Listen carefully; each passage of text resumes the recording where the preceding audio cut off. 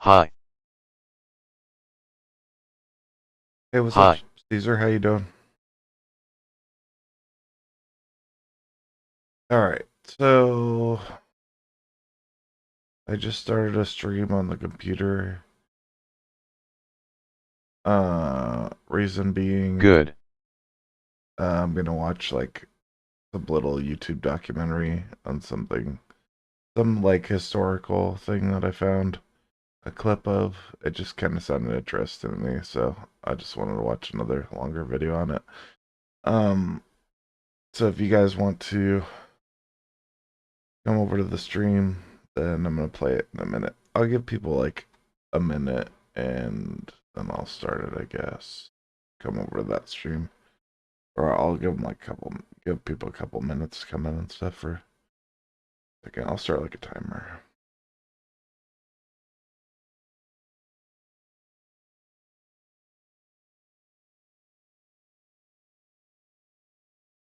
Okay.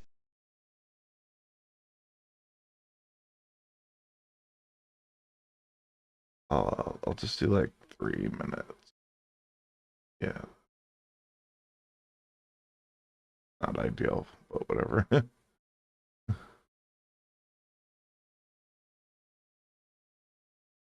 That'll work.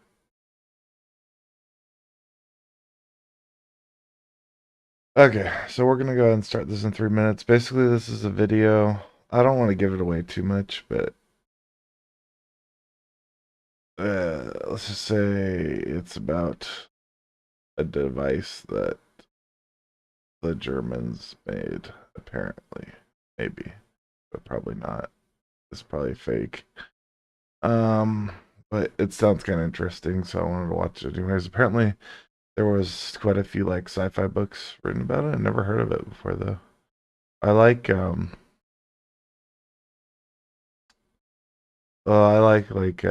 like World War II history and also like the fictional stuff too is kind of interesting. I'm wondering like if this is like where they got the idea for, in like Call of Duty, like the Rise sort of map that I really liked when I was younger. I wonder if that has anything to do with it. Well, I mean, I'm sure it kind of does because like all that those fake weapons and stuff in Call of Duty, like the Wonder Waffle and stuff, are like all based on like crazy German technology, right? So, um, like like as far as it being real, it's probably not, but I don't know. We'll see. We'll watch this and then we can form a judgment about whether there's any truth to it or not. But yeah, if you guys want to watch join the other stream, um, it's on my channel. I'm gonna watch it regardless, but Okay. yeah, if you want to watch it, or if not, that's fine too. Well, I guess I mean if people are gonna stay in the phone stream, maybe I'll just play the audio. I don't really know. Then I'll take it off my headphones, so I don't know if I'm gonna do that or not. I guess I will. I could do that. Let me set it up like that.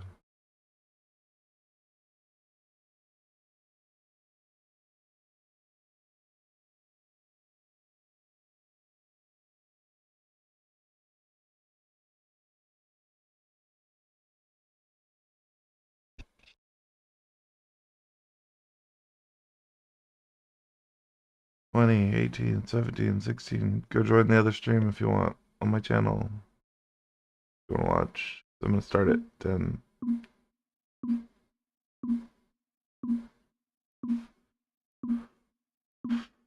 3, 2, 1.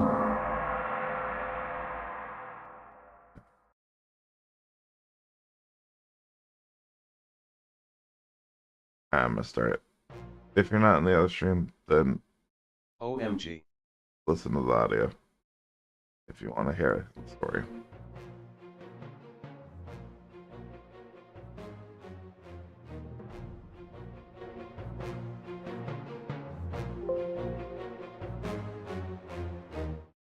what can I tell you about This video is only like 15 minutes long. Maybe we'll watch another one after if it's interesting. If not, then we'll can it and do something else. Surfshark? Well, it's fast and easy to use. It's jam-packed countries that ban them. As most platforms report account and did Hitler did the SS perfect an anti-gravity machine at the end of World War II? Could Nazis teleport between dimensions? Did Hitler escape to the moon aboard this fantastic craft? Don't be alarmed, I'm not self-medicating, but rather repeating some of the claims that have been made in the popular media and on the internet concerning a device known in German as die Glocke, or in English, the bell, the existence of which is a hotly contested topic. As an historian, I've decided to seek out the truth behind the headlines and discover whether die Glocke was a real machine, or whether the story is, as some suggest, bovine excrement. Die Glocke exists against a background of real history that is fairly astounding and historically indisputed. German scientists and engineers created a plethora of highly advanced machines that to a World War II audience would have seemed to be almost from the pages of science fiction. They built jet fighters like the Messerschmitt Me-262.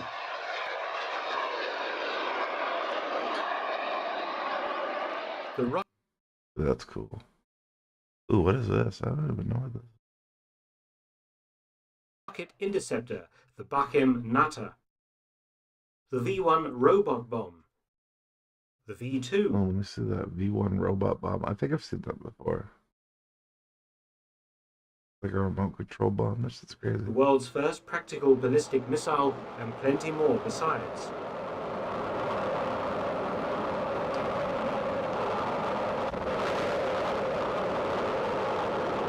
That's crazy. That like the Germans had like missiles before any other country, but they just didn't really have like a warhead big enough to like make it really worth anything, you know? And all these weapons were built by a sinister, secretive regime that used slave labor and inhabited a world of vast underground bases worthy of a James Bond novel. In short, Nazi Germany was fertile ground for exaggerating historical truth. Die Glocke entered the public consciousness in 2000 in a book that spawned several more examining this phenomenon. All were in agreement that the man who created Die Glocke, or at least was administratively in charge, was SS Obergruppenführer Dr. Hans Kammler, the sinister head of the V for Vengeance weapons program. Hans Kammler, dude, he looks crazy. I want to look him up really quick. He's like one of those Germans that have the scars all over his face. Huh? He looks familiar. Dude, he's crazy. Look. I guess he doesn't have scars, but dang, yeah, he looks crazy.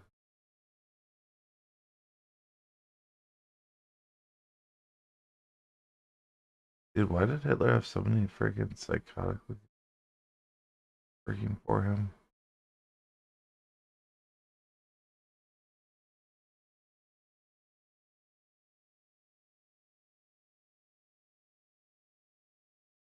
Wild.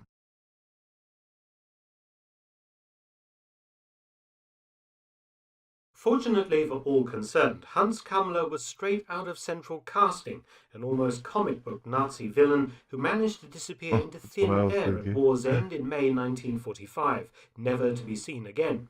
I made a video about this disappearing act, link in the end screen.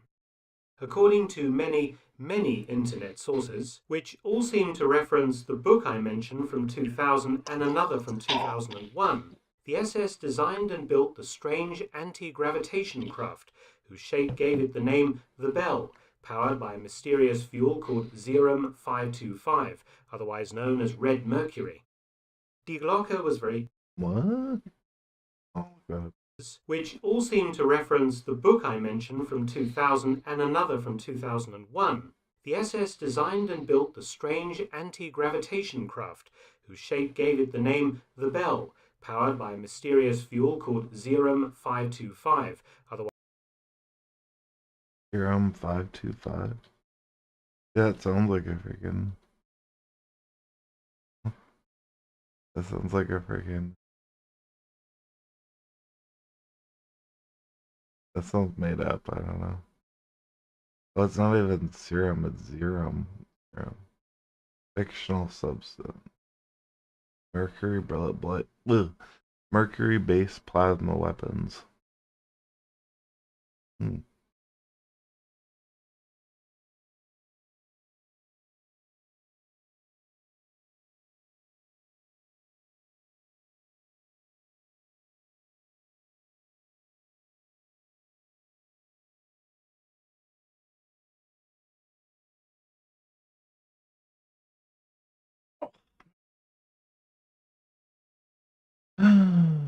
Okay, anyways. I don't know. I don't really find much on. It just links me back to the Glocke thing. Otherwise known as red mercury. Die Glocke was very dangerous and unstable, but I won't describe how it was operated, as all explanations are entirely theoretical. Suffice it to say, the bell was described as being between 12 and 14 feet tall and 9 feet wide, and made of 3-inch thick ceramic material. And just in case anyone was unaware of its origin, a large swastika was conveniently placed on the side for identification purposes. So who actually built this device? Here we run into roadblocks, or more precisely, a complete lack of documentary evidence. This is unusual, as the Germans carefully recorded everything else that they did in World War II. Yet when it comes to Die Glocke, the paper trail is stone cold. In fact, it appears that the modern evidence for the existence of Die Glocke seems to rest on one author's alleged conversations with a Polish intelligence officer who had access to a secret dossier of material from the interrogation of SS involved with the project. Various names have been suggested, largely due to their proximity to real Nazi secret programs, one of the foremost being Dr. Werner Heisenberg. Heisenberg was one of the foremost German physicists to work for the Nazis and was a leader in... What's up, bro? Unknown. How you doing, man? If you want to watch what I'm watching, then go to my other stream. It's only like a more minutes though. Then I don't know what we're gonna do. But this is what we're doing right now. How was Christmas? It was good. How was your Christmas? in the German atomic bomb program, which slowly and rather unsuccessfully attempted to construct a nuclear reactor, partially successful, and build an atomic weapon, unsuccessful, before the war ended. We know where Heisenberg was and what he was working on throughout the war. He was also handily captured by the Americans in 1945 and thoroughly interrogated by them, but failed to mention Die Glocke. Well, there were plenty of Nazi scientists who could have been involved with the bell. Yes, and the US captured and shipped nearly all of Nazi Germany's best scientific minds to the States in a top-secret operation codenamed Paperclip just after the war. Could the US have also captured Die Glocke and shipped that to the States as well? In fact, Die Glocke was not first mentioned in 2000, but rather in 1960 in France, in a book titled The Morning of the Magician. Oh, guess what got in Cheersmas? I will give you a hint, is electricity. It's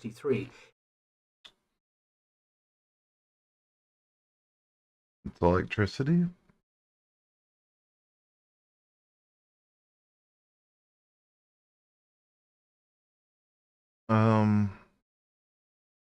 I don't know, man. Hey man, can I ask you a question right quick? There's a lot of things that run off electricity. It's not very specific. Sure, Maxwell. Hi. What do you want to ask me?